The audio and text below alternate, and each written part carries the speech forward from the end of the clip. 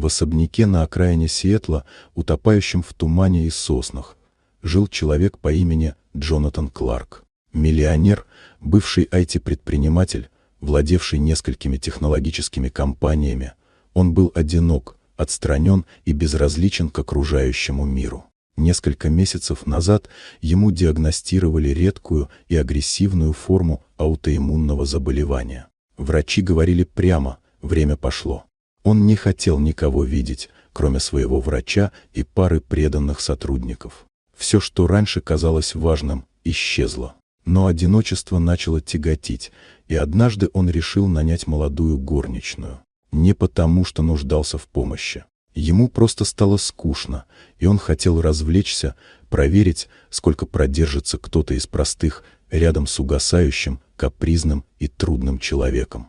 Так в его доме появилась девушка по имени Эмили Харпер. Ей было всего 22. Родом из маленького городка в Айдахо, она приехала в Сиэтл в поисках работы. За ее спокойным лицом скрывалась усталость и внутренняя борьба. Она работала, чтобы содержать младшего брата, оставшегося на попечении больной бабушки.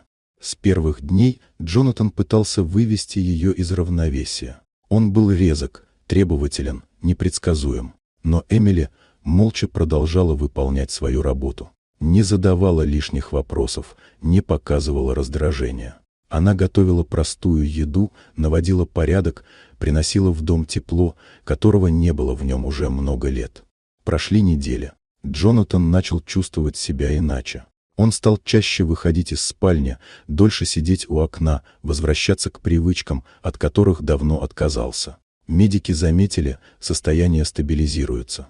Эмили между делом приносила ему чаи и отвары, делала дыхательные упражнения, рассказывала истории о жизни в маленьком городе, о простых вещах, о людях, которые живут не за деньги, а за надежду.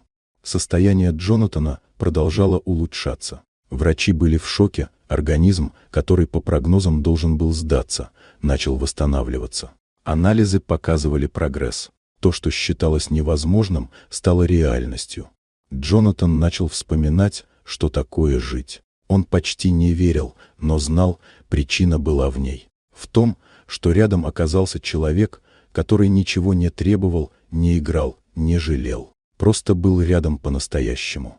Через полгода болезнь отступила. Не полностью, но достаточно, чтобы врачи пересмотрели диагноз. И Джонатан пересмотрел свою жизнь. Он продал большую часть активов, закрыл убыточные проекты и создал благотворительный фонд помощи молодым женщинам в трудных жизненных ситуациях. Особняк он передал в распоряжение местной некоммерческой организации. Эмили отказалась от денег, но осталась рядом не как работница, а как часть его новой жизни. Той жизни, которую он получил назад благодаря ее присутствию. Вот такая удивительная история. Дорогие друзья, если вам понравилось видео, поставьте лайк, а также подписывайтесь на канал, впереди еще много интересного.